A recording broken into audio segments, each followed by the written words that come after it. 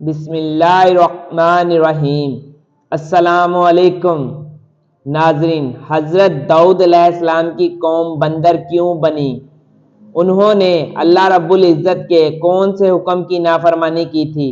کیا دنیا میں موجود تمام بندر اسی قوم کی نسل سے ہیں؟ یہی ہماری آج کی ویڈیو کا موضوع ہوگا، اور آج ہم آپ کو حضرت داؤد علیہ السلام کی قوم کے متعلق مکمل معلومات فراہم کریں گے، جو یقیناً آپ کے علم میں اضافے کا باعث ہوگی۔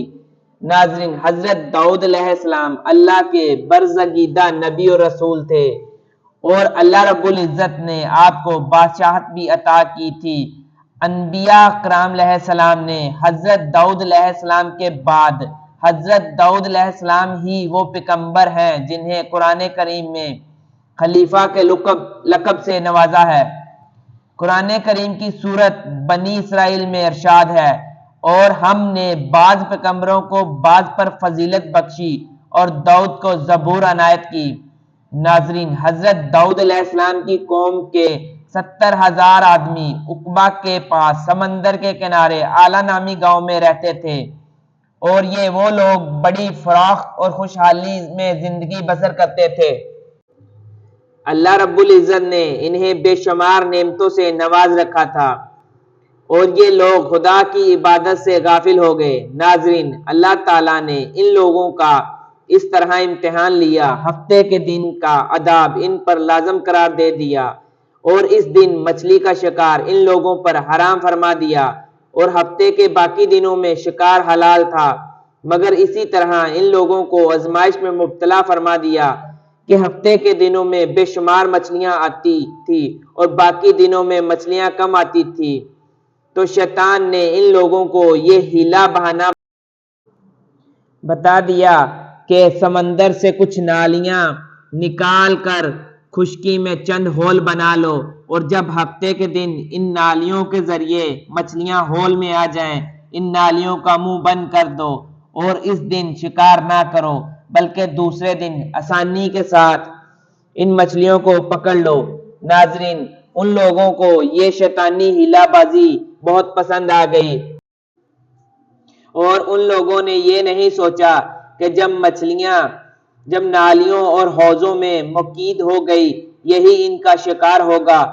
2 ہفتے کے دن ہی ان کا شکار کرنا پایا گیا، جو ان لوگوں کے لیے حرام تھا۔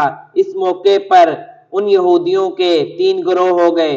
ناظرین، کچھ لوگ ایسے تھے جو شکار کے شیطانی ہیلے سے منع کرتے تھے اور ناراض و بیزار ہو کر شکار سے باز رہے، جبکہ دوسرے گروہ کے لوگ اس کام کو دل سے تو برا جان کر خاموش تھے، مگر دوسروں کو منع نہیں کرتے تھے، بلکہ منع کرنے والوں سے یہ کہتے تھے کہ تم لوگ ایسی قوم کو کیوں نصیحت کرتے ہو جنہیں اللہ رب العزت نے ہلاک کرنے والا یا سخت سزا دینے والا ہے۔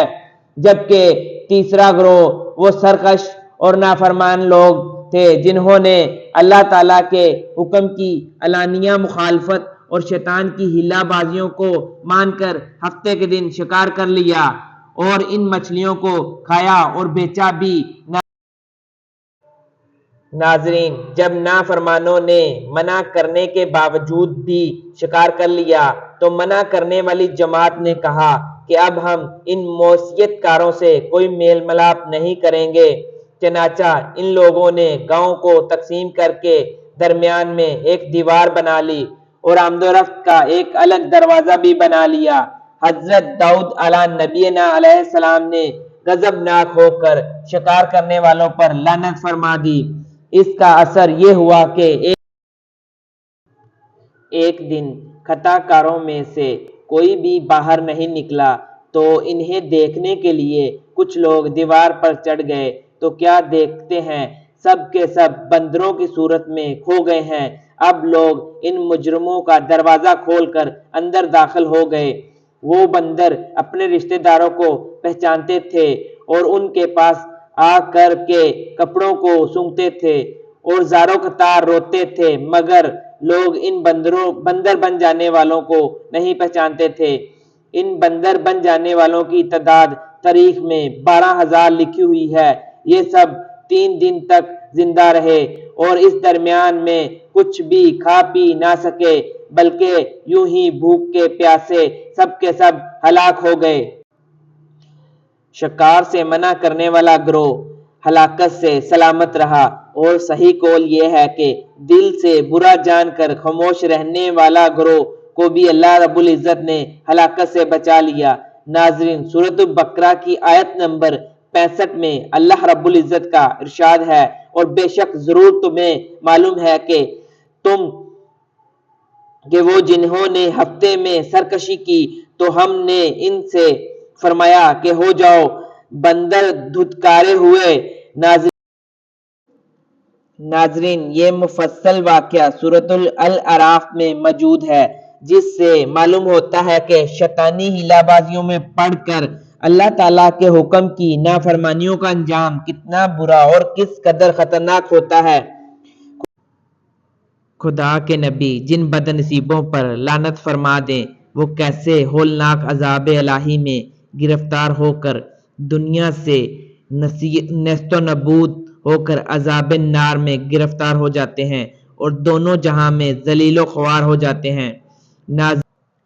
ناظرین، اب ایک انتہائی اہم سوال یہ ہے کہ جو ہم اکثر لوگوں کے ذہن میں ہوتا ہے کہ کیا اس وقت دنیا میں موجود تمام بندر اسی قوم کی نسل سے ہیں؟